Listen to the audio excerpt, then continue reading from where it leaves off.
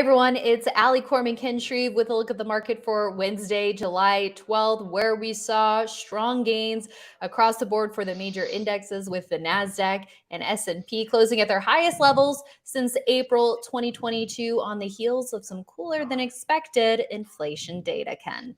Yeah, we were expecting to see pretty good consumer inflation data before the open, and it was actually better than what the market was expecting. So it fueled another nice rally on Wall Street today. Not hard finding interesting stocks to talk about in this type of market environment. So let's take a look at Cava, which recently had its IPO hit a new high today. CAVA is the symbol there. Also, Monolithic Power Systems, one of many chip stocks acting well in this market, and finally, Shopify. This is a member of Leaderboard and closed up near its high as well today. Restaurants, chips, and software, a good assortment there. We'll take a look at those first. Let's analyze the major indexes. Here's a look at the NASDAQ, up 1.2% on the day. The S&P 500 up 0.7%. The Dow up 0.25%, and small caps with another strong session, up 1.1%. And it does look like a breakout out of a short consolidation for the NASDAQ here. Ken, with its highest close in quite a while, we're getting awfully close to that 14,000 level. Yeah, that's going to be the next big test for the NASDAQ composite here. But yeah, buyers are still in control in this stock market. Getting a lot more pundits on TV saying that well, we may be ready to back off highs and come in and pull back a little bit. That's certainly possible. There's a lot of extended stocks out there, but we're in a market tide that like I've said in recent days, it's just flowing positive. It's lifting a lot of stocks up along with it. So we'll see where we go, but the confirmed uptrend continues to look good. Breadth was pretty decent again today, about 2-to-1 positive on the NASDAQ, and maybe 3-to-1 positive on the S&P 500. So another good day. It's not just tech stocks that are leading this market. So this expanding breadth has been a welcome sight. It certainly has. And previously when the NASDAQ hit a high of 13,864 and change on 6/16, we did pull back and move sideways for a couple of weeks. The day before that, the NASDAQ was trading about 10% above the 50-day line. Let's take a look at where we are now, just 6.6% above the 50-day. So do you think we have a little bit of room to run here in this rally? Yeah, it's entirely possible. At what was that, 5 or 6% above the 50-day that you had there? I mean, it really doesn't seem too stretch. 6.6%. So when it gets up to 9-10% above the 50-day, we've seen the NASDAQ pull back and consolidate. So to me, when you look at overbought, oversold oscillators, the NASDAQ is still not quite at that overbought territory. So there could be more room to run here, and starting there's the overbought, oversold. So yeah, I mean, it's been starting to get overbought, but still looks like it has a ways to go here, and doesn't look too extended from the 50-day moving average either. So just have to look at the action in individual stocks, and that picture is still pretty bullish here.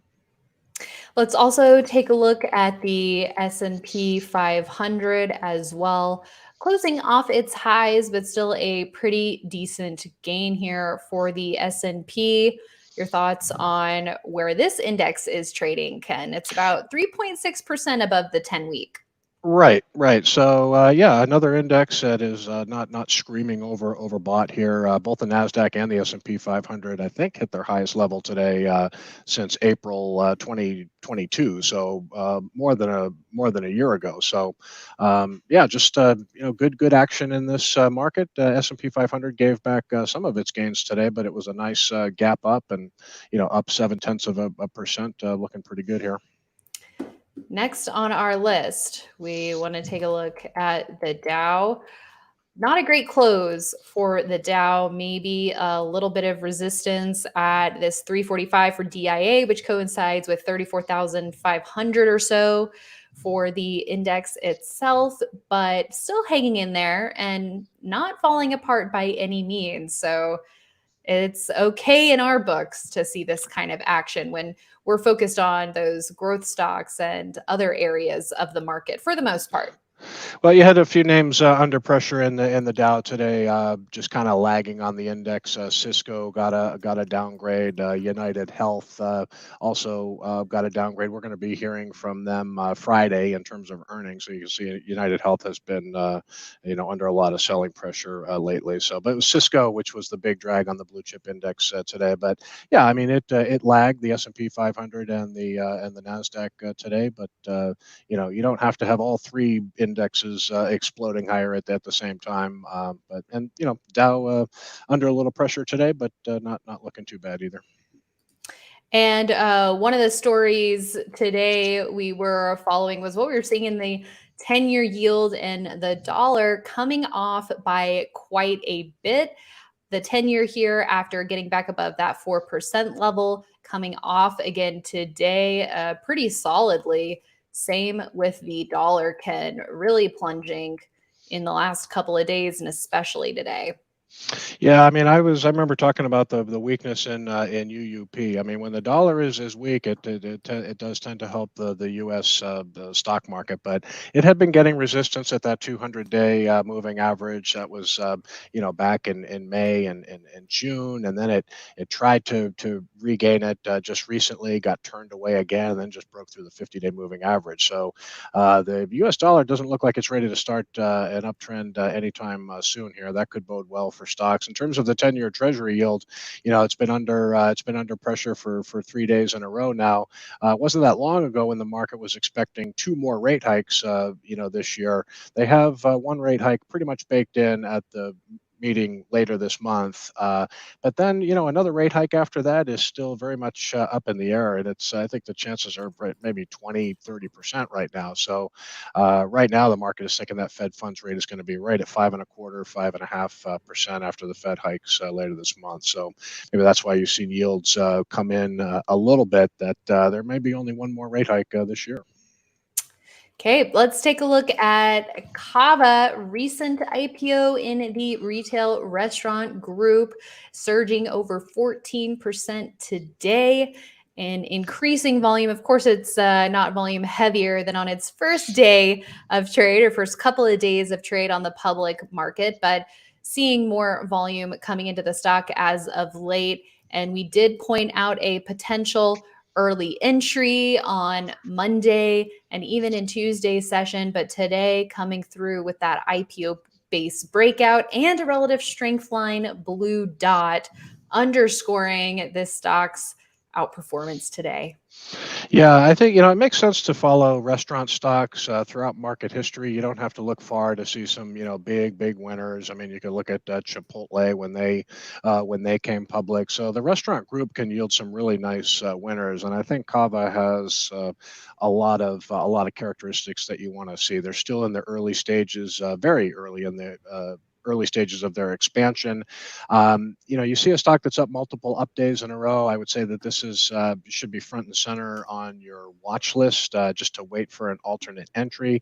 May come back and test that recent high, but you don't want to chase it here. But there's just a lot of good things going on at Cava. Not only are they early in their expansion, but the chairman of the company is a guy named Ron Shaich, who was the founder of Panera Bread and who basically, was around Panera during its best growth years. Panera was eventually bought in 2017, and Ron Shaich was instrumental in Cava's acquisition of Zoe's Kitchen, another Mediterranean restaurant. So seems to be good leadership at this company.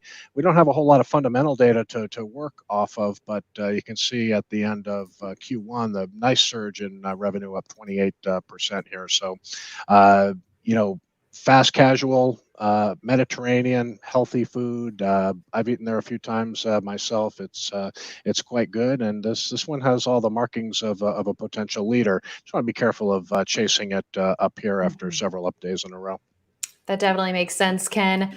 Now let's head on over to Monolithic Power, MPWR, breaking out of a flat base today with shares up 3.4%.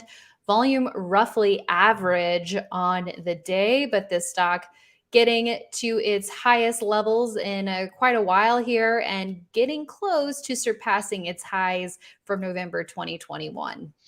Yeah, a company that designs chips for a whole bunch of different markets, storage, computing, enterprise, data, you name it, automotive, industrial. So they're pretty spread out. If we go back to the daily chart here, you see the volume today, even though it was average, it was the highest for an up session in quite some time. So a lot of chip stocks have been breaking out of bases. That's been going on for weeks.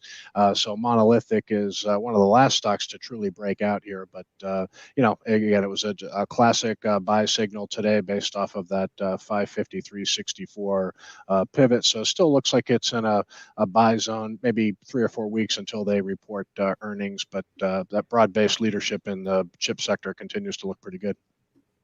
Yes, totally agree. And now let's take a look at Shopify flashing a potential entry today as it continues its bounce off of its 50-day and 10-week line. We can take a quick look at that weekly chart here to see the action there after going tight for a couple of weeks.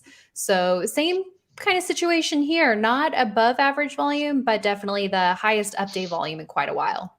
Yeah, this stock was put on leaderboard in early June, I think it was June 6th, and we actually increased the position today due to the stock's move and a little breakout over a trend line. But if you look at the weekly chart here, this is what really a good classic test of the 10-week moving average looks like. You can see last week it fell down in very light volume to that 10-week line, and it's kind of finding support there. So we took that as an opportunity to, respect the stock's technical health, and we increased the position here. And we've had a lot of outperformance in growth stocks lately. That's been good news for leaderboard. But Shopify is one of those classic leaderboard stocks with good revenue growth, good annual earnings estimates, outstanding fund sponsorship. So seemed like a no-brainer to kind of give it a higher weighting today.